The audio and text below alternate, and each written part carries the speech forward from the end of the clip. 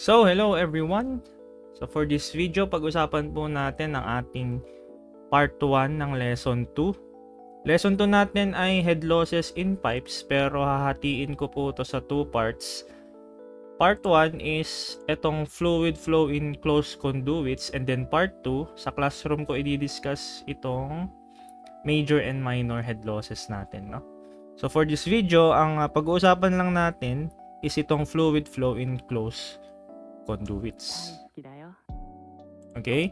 So, fluid flow in closed conduits. I-define muna natin kung ano nga ba ang isang conduit. So, conduit is simply a channel for conveying fluids from one point to another. Okay, so malamang yung first point mo doon is the source of the fluid, and the second point is the point of discharge. So, conduit yung kung saan po dadaan yung ating tubig or yung ating fluid. Okay? So, ang example po nitong conduit is yung sa water system natin sa bahay, yung mga pipes. Pwede rin yung mga kanal natin.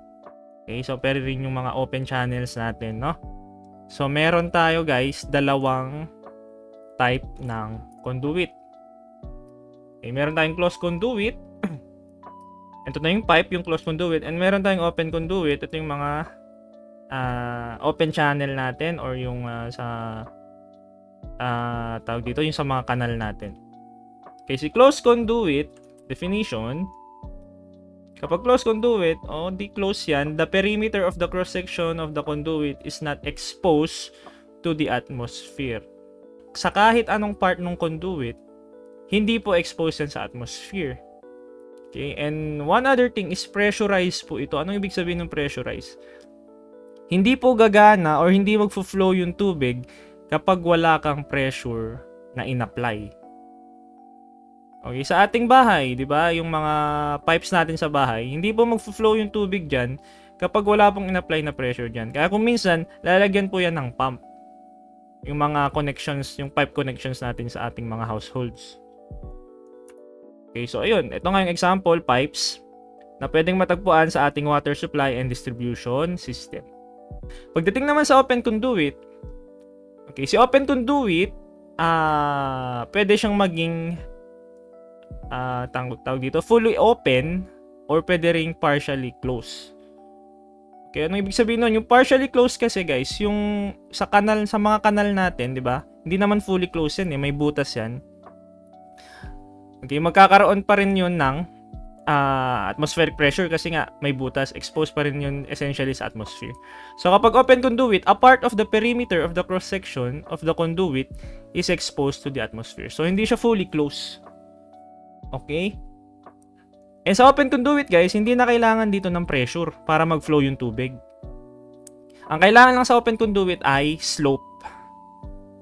Okay, slope, atmospheric pressure, and gravity. So, hindi kailangan ng pressure dito. For example, ayan, yung mga open channel natin sa mga sewerage and drainage systems natin. Okay? So, para siguro mas magets nyo to, bigyan ko kayo ng idea. No? So, lipat tayo sa paint.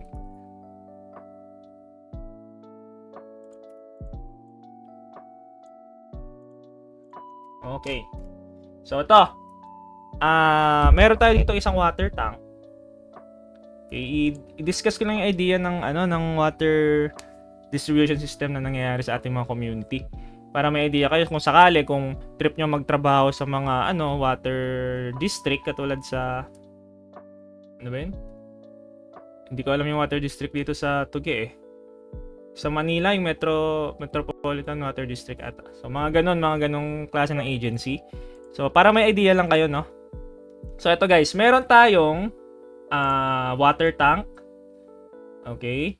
And then, yung water distribution system, sa water tank manggagaling yung supply ng tubig natin sa ating mga bahay. So, ito, bahay ito ha. Itong parang pa-arrow up. Okay, nirepresent ko lang ng isang bahay pero it can be more than one mga households. So, anong nangyayari dito? So, syempre, yung flow ng tubig, isusupply yan ng tubig galing dito sa water tank, magsusupply ng tubig sa ating mga households. Okay, para guys ma-supply, meron ditong 'di ba sa inyong Bernoulli, tawag dito. As long as may elevation ka, magkakaroon ka ng energy diyan. To. Yellow na nga. May elevation tong tubig na to. Ito yung Z. Okay, ngayon, lalagyan mo pa, minsan nilalagyan ng pump para guys, 'di ba nga pressurize yung closed system natin, yung closed conduit natin. So ito ay isang closed conduit kasi water supply ito water distribution system.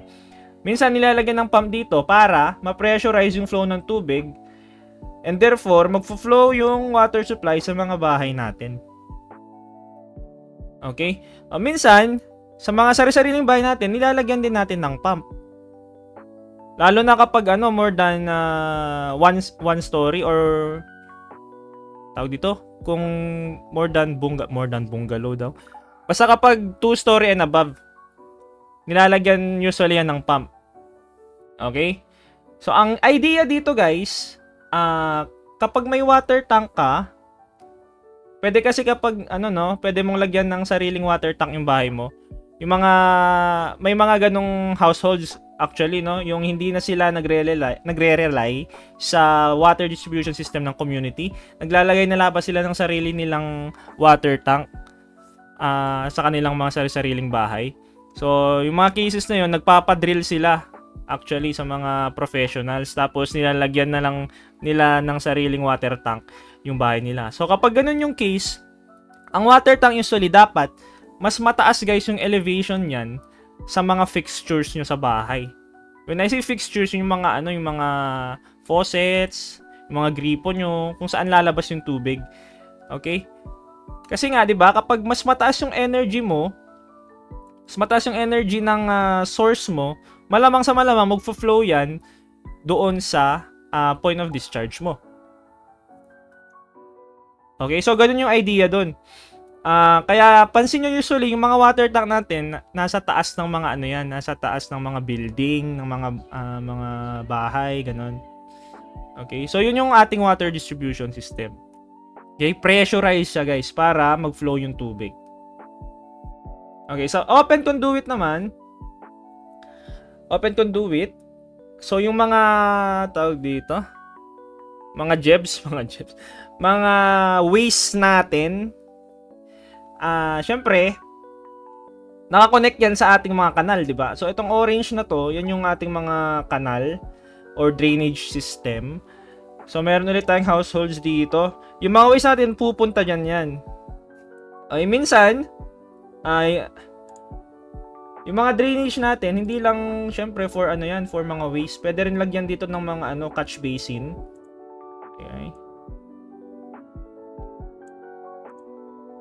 Pwedeng lagyan ng catch basin dyan. Ano ba yung purpose ng catch basin, sir? Yan yung magka-catch ng mga stormwater natin. Yung mga, mga tubig from mga, mga ulan, ganun. Sa mga baha, ganun. So, dito, sa catch basin, diretso yun. Okay, and nga pala, hindi guys, yung, kumbaga, yung waste natin sa bahay, tsaka yung mga stormwater, hindi yan parang sa isang kanal dumadaan. So, separate yan, usually, no? Kasi yung mga stormwater natin, pwede pa yan kasi i-recycle or gamitin for other purposes. Pero yung mga waste natin, syempre madumi na yun Madumi na yun. So, ang usually ginagawa dun, pwede nilang linisin, ganun, no? May system silang nakaset up somewhere na pwedeng linisin yung kung ano man yung nandun. Okay, so itong drainage system natin, kung saan to pupunta, itong arrowhead na to, pupunta to sa kahit anong bodies of water. Okay? Especially yung mga stormwater natin na hindi naman ganun kadumi, no? Kasi yung mga waste natin, kapag pumunta po yan sa sa bodies of water, syempre na yan, ma-infect na yun, ma-infect. So, hindi na safe kung sakali pag ganun. Okay? So, ganun, no? Ganun yung idea doon. Kapag water distribution system, usually nakalagay sa mas mataas na elevation. Okay, so kapag, kunyari magpapagawa kayo ng bahay, tapos gusto nyo ng sarili nyong water tank, magpapadrill kayo, meron akong kilala na 2-story lang yung bahay nila. Ngayon, nilagay nila yung water pump, yung water tank sa second floor. Syempre, pinakamataas. Ngayon, in-improve nila yung bahay hanggang 4-story. Ang problema dun ngayon, hindi na kayang isupply ng water tank nila yung nasa higher elevation. Kasi nasa second floor yung water tank nila. Hindi na ngayon makaka-supply ng tubig yung kanilang water tank sa higher floors. So, anong gagawin nila doon? Kailangan ulit nila maglagay ng pump para maabot yung third and fourth floor. So, ganun yun, no? Kapag may water tank kayo, guys, ilagay nyo sa pinakamataas na floor or pinakamataas na elevation. So, dito naman, community water tank to. Usually, sobrang taas naman ng mga community water tank natin na nagsusupply sa mga households natin. So, walang problema dito. Okay? So, kapag ganito naman, pag sewerage and drainage system, okay, magfo-flow yung ating mga waste at saka stormwater papunta sa any bodies of water. So, ito ay hindi pressurized. Hindi pressurized yung ating conduit dito. Ang kailangan lang nito ay slope para mag-flow. Hindi niya kailangan ng any additional apparatus gaya ng pump para mag-flow yung tubig. So, slope lang kailangan niya, yung atmospheric pressure and yung gravity. Okay? So, sana nagkaroon kayo ng kahit konting idea dun, no? So, types of flow in pipes which can cause head losses.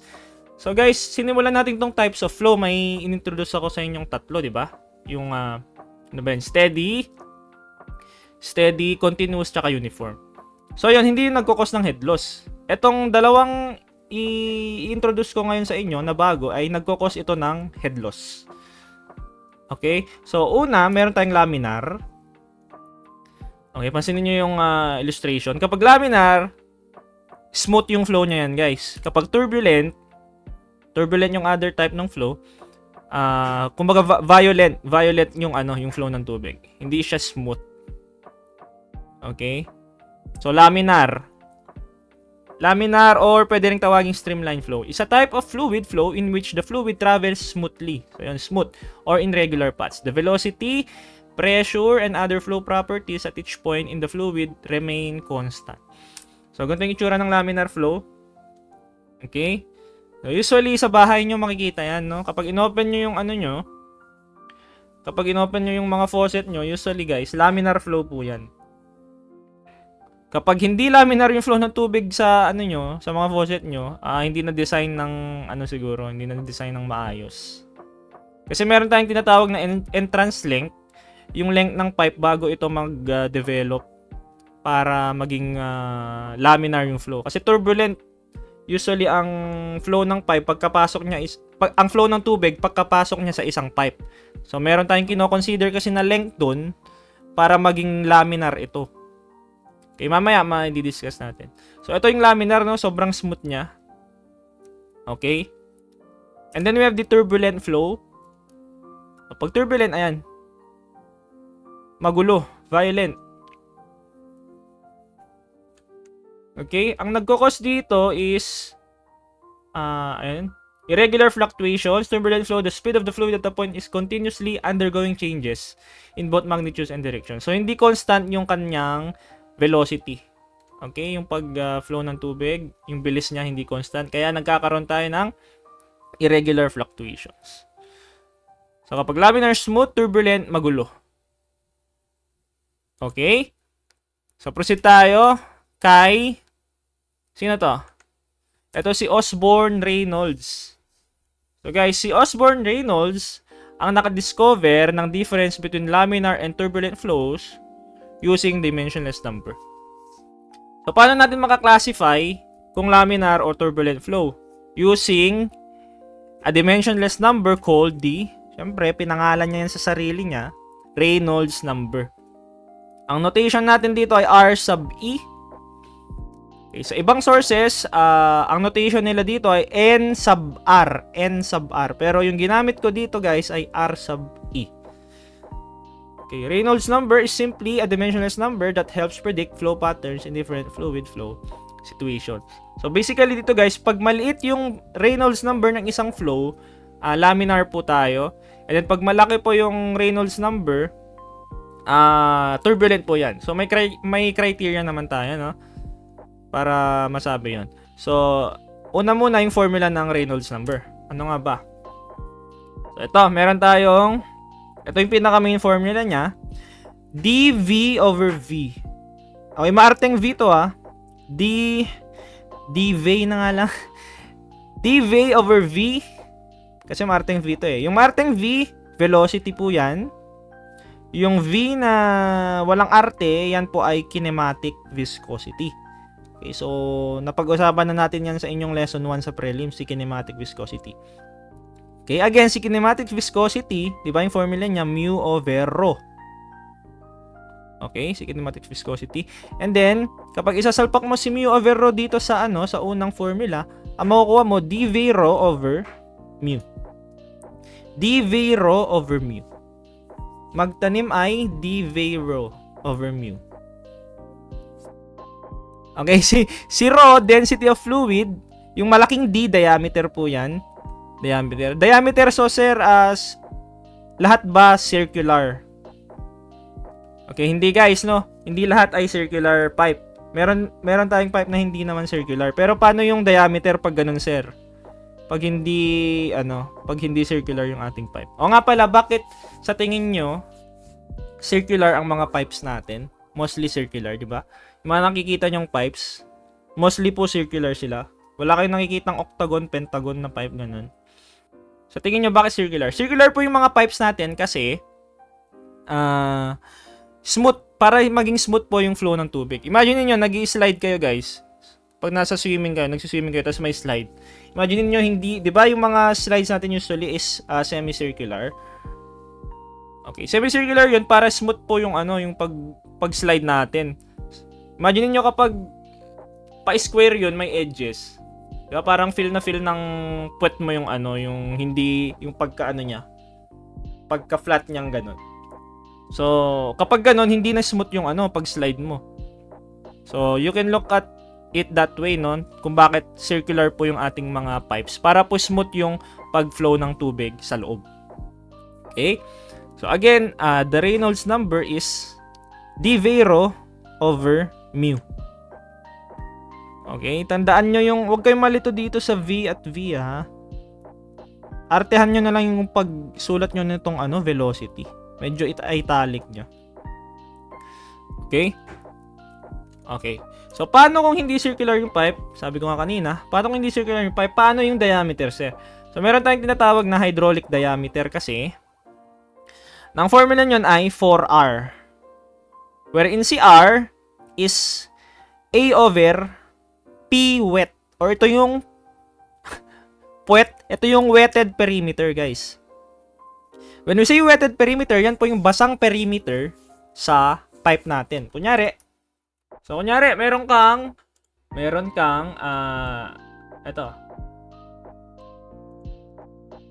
rectangular pipe. Tapos yung tubig mo, ito lang siya. Yung tubig na nagfo-flow nandito lang.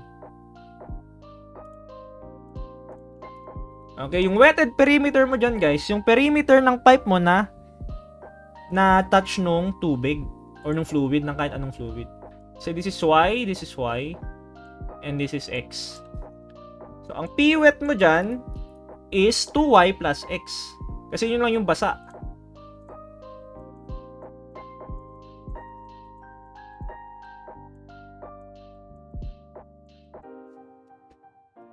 Okay? So, yun yung wetted perimeter, guys. Kung ano yung na-touch ng tubig sa perimeter ng iyong pipe. So, balik tayo sa PowerPoint. Nga pala yung R, tawag yan hydraulic radius. Yung D, hydraulic diameter. Yung A dito sa P wet ay sa formula ng R, that is the area of the section. Section ng pipe. Kung circular pipe, o di pi R squared. Rectangular pipe, base times height. Okay. So, paano natin malalaman ano yung criteria natin para masabing laminar or turbulent yung flow? Magdedepende po yan sa number na masosolve natin dito, sa Reynolds number, sa value niya. Okay, so ito, laminar po yung flow kapag ang Reynolds number natin ay less than or equal to 2,000. And turbulent po yung flow kapag greater than or equal to 4,000. And then nasa transitional flow po tayo kapag nasa gitna ng 2,000 at 4,000. So wala ata dapat yung ano dito, yung equal dito sa transitional. Okay, kapag so yung range ng transitional 2001 hanggang 3999. Okay, pero si transitional flow pwede niyang i-assume as turbulent na rin to. Okay, so acceptable 'yon kunyari kapag sa mga sagot nyo. Okay? I-treat nyo na lang na turbulent din si transitional. So, basically, ang mangyayari dito, kapag laminar, ay kapag less than or equal to 2,000, laminar. Kapag more than 2,000, turbulent. Ganun na lang, guys. Pero transitional dapat kasi yun. Pero, kung titignan nyo, no, sa mga ibang sources, kino-consider na nila itong turbulent, si transitional. Okay? So next, let's talk about entrance length of pipe. Okay. Ano ba yung entrance length? It is the distance a flow travels after entering a pipe before the flow becomes fully developed. So ito lang yung distance na tinatravel ng tubig sa isang pipe. Hindi lang pipe sa isang, kunyari, component. Pwedeng bends, pwedeng pumps, pwedeng turbines, pwedeng, ano ba to? Yung mga bends natin, yung mga 90-degree bend, 45-degree bend sa ating mga pipes, pwede yun. Hindi lang literal na pipe mismo. Before the flow becomes fully developed. Ano ibig sabihin ng becomes fully developed? So, kapag nag-enter kasi yung fluid natin sa isang pipe, guys, or sa isang component ng ating pipe system, turbulent po ito. Itong, alam nyo tong rectangular na parang graph dito. Nire-represent ito ay isang turbulent flow. Okay, pagkapasok niya sa isang component, turbulent po muna yan. And then yung entrance length na tinatawag natin, yun yung length bago siya maging laminar. Okay? Yun yung length na dadaanan ng ating fluid bago siya maging laminar flow. So, bakit ba kailangan nating malaman yun? Kasi guys, ang ideal na lalabas dapat na flow ng tubig sa ating mga faucets ay laminar. Laminar dapat. Kasi kung turbulent yan, ang pangit naman pag turbulent, pag gagamit ka ng faucet tapos sobrang gulo ng flow ng tubig na lalabas. Diba? Pangit naman pag ganun, hindi ideal. So, kailangan natin, yun yung reason, yung ba't kailangan natin malaman yung entrance length. Ayun. Okay? So, ang formula natin ng entrance length, kapag laminar flow yung iyong na-solve, maging konti lang to. Ibig sabihin nito, laminar, yung papasok na, dito, na tubig na agad. For laminar flow, ang entrance length mo ay 0.06 times the diameter of the pipe times the Reynolds number. Okay? And for turbulent flow, kapag turbulent flow yung na-solve mo, ito, 4.4 d RE raised to 1/6 or the 6th root of the Reynolds number. Diameter tong D, Reynolds number C, RE. Okay, so magdedepende si entrance length sa sa type ng flow. Kung laminar ba ito or turbulent. Okay? So, examples tayo. Madali lang. Okay. The velocity of oil flowing through a 30 mm diameter pipe is equal to 2 meters per second. Oil has a kinematic viscosity of 5 by 10 raised to negative 5 Pascal second. Meters squared per second. If the pipe has a length of 120 meters, compute the Reynolds number and classify the flow. Okay, so pinapanap sa atin Reynolds number and kung anong type ng flow ba siya, kung laminar ba or turbulent. So madali lang, no? Given diameter 30 mm, gawin nating meters para consistent kasi naka-meters ng mga to eh. Okay, velocity 2 meters per second. Ito, the velocity of oil is equal to 2 meters. And then, kinematic viscosity, that is yung hindi maarteng V, 5 by 10 raised to negative 5 meter per second squared, meters squared per second, and length ng pipe 120. So, itong length guys, walang kwenta yan, pampagulo lang. Kasi yung formula natin ng RE, remember, is dV over V. Okay? dV over V, so, you simply substitute, 0.03 times 2 over 5 times 10 raised to negative 5, makukuha mo dyan 1, 2. So, this is less than 2,000. So, this is laminar. Dali naman, sir. Okay, number 2. If a water in a 25 mm diameter pipe flows at a speed of 0.3 meters per second, how long should be the entrance of the pipe? So, how long should be the entrance of the pipe? So, entrance length ito. Ito yung LE. Given ang mu ni water, 8.9 by 10 raised to negative 4 Pascal second. So, sulat natin yung mga given. Diameter ni pipe, gawin mong meters, 0.025. Velocity, 0.3. And yung mu is 8.9 by 10 raised to negative 4 Pascal second. So, ito, may mu to. May mu. Yung unang formula kanina na dV over V, walang mu. So, yung gamitin natin yung dV rho over mu. Okay, so you simply substitute to. Diameter mo, 0.025. Velocity is 0.3. Rho, this is water, guys. So, ang rho natin, 1K. And mu ni water given, 8.9. So, makukuha mo dyan, 8426.96. This is more than 2,000 na lang yung basis nyo. 4,000 yung nilagay ko dito, pero pwede nyo gamitin 2,000. Kasi nga, diba, transitional is considered na, transitional. Yung transitional considered na turbulent na siya. So, this is, therefore, turbulent flow. And then, yung entrance length natin for turbulent flow, that is 4.4 d RE raised to 16. Substitute mo lang, 4.4 times the diameter times the Reynolds number, you have 0.496 meters. Okay, yung unit nito, nakadepende kung ano yung unit nung diameter mo dito. Since naka-meters tong dito, meters yung mo. Pwede mong input dito millimeter, yung D mo. Ikaw bala. Okay, hindi necessary naka-meters yung unit sa entrance length natin. Ikaw bala. And lastly,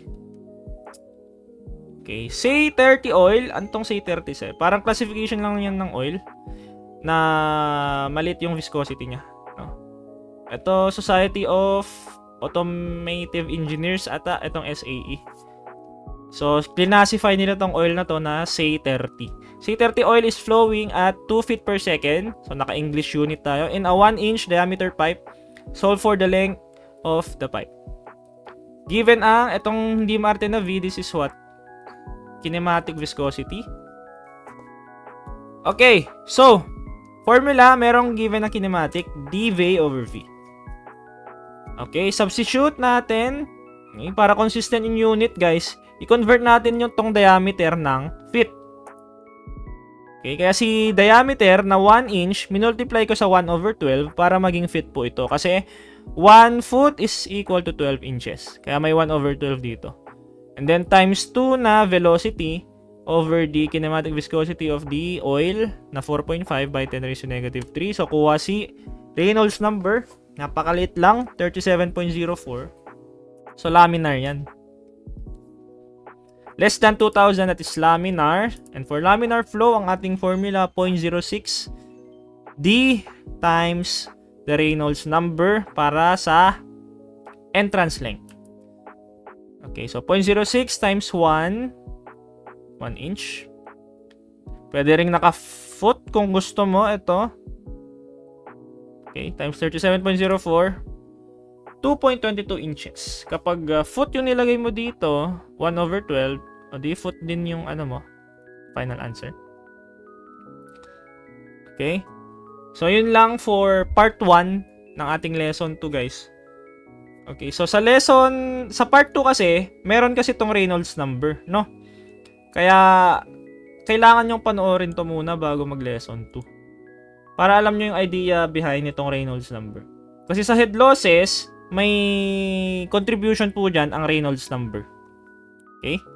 So, yun lang. God bless and goodbye.